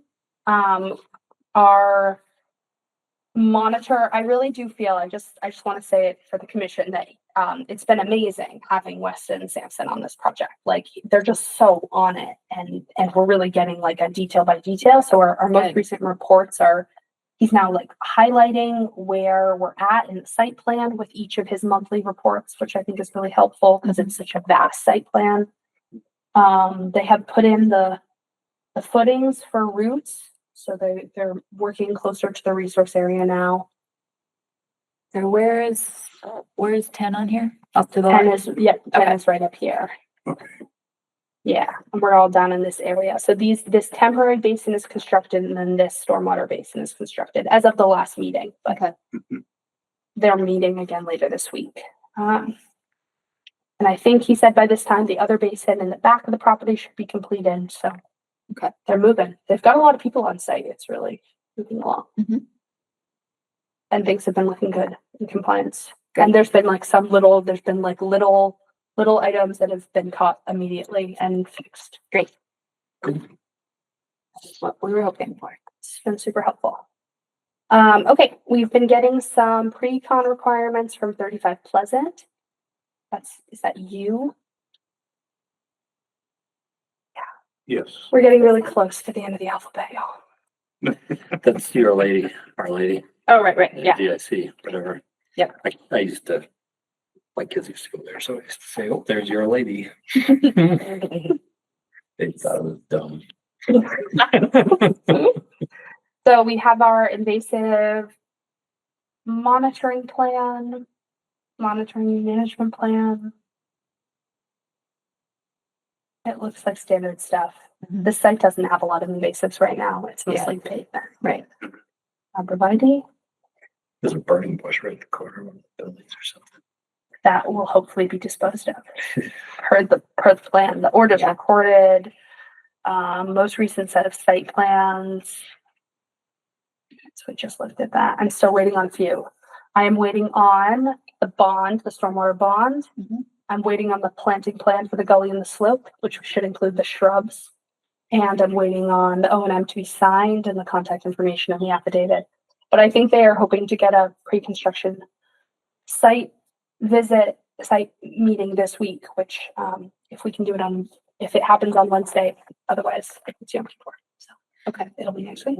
They cut trees already. They shouldn't have unless they had to install. I just drove by yesterday and I was like, seems like there's something missing around here. I think I saw a bunch of stumps, but Unless they needed to install. There's silk fence on the edge. Yeah. The erosion controls. Maybe take a quick look. Okay, I will. Like the arborvitae came down? I just remember thinking something looks different, Okay. know, and like, I will don't- go. yeah, I think it's systems. Cool, I okay. was probably trying to tell a stupid joke. I don't actually didn't fully absorb what I was looking at. I will go take a look and then I'll send you guys all the information for the pre-construction site visit when we have it. Sounds great. Great. That's all for active project updates. Okay. No minutes tonight. Wetlands ordinance, I don't really think there's any change since the last update. It's going through We're waiting. legal counsel. Yep, it's going through review. legal counsel and it's my next task is to put together the like digestible. Yeah. The cover letter for it, the snappy packet. Yeah. Like we were calling it. So the snappy packet. I've been waylaid by all these orders. Order after order after That's order. reasonable. Yeah. Yeah. Okay. We are in a level 2 drought now. Did you have something? No, I specific you just to wanted, say about that. I just wanted to say that we are in a level 2 drought and they have back declared it to August 1. So all Oh, the I things, didn't see that. Okay. yeah, so they back declared it to August 1. We don't have any ongoing, we're not doing any reviewing That makes a lot more sense. any perennial to intermittent streams right now. But, yeah, Are we under specific water restrictions? I haven't seen, sometimes DPW puts the sign up at the bottom of Mount Tom. I haven't seen that. We must be, I would think. I would think so as well. I'm not sure. I haven't seen any signage here, but I was out driving to Westfield today and I saw plenty of signage down there. Is there anything on the city website? Does anybody know? That's the other place I've seen it. For some reason, I associated our water restrictions with Connecticut River levels, and the Connecticut River has been so low because Yeah. up north, that I was surprised. Like, I'm surprised we hadn't had water restrictions for a while. I think we are. This is, Oh, okay. Yeah, okay. It just hasn't been as well publicized this year. yeah. Okay. Okay, Thank that's all. you for clarifying. Yeah, so we did this for so long last year, so I think we're all up to date, but it's perennial to intermittent streams we can't do and boundaries of ponds. Great. And then the MAC Fall Conference is coming up on October 25th. Is anybody planning to attend?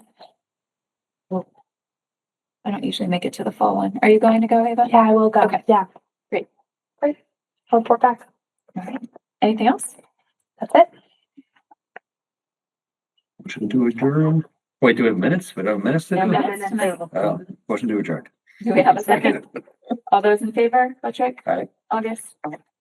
Weeks? Aye. Laura? Aye. Carr? Hi.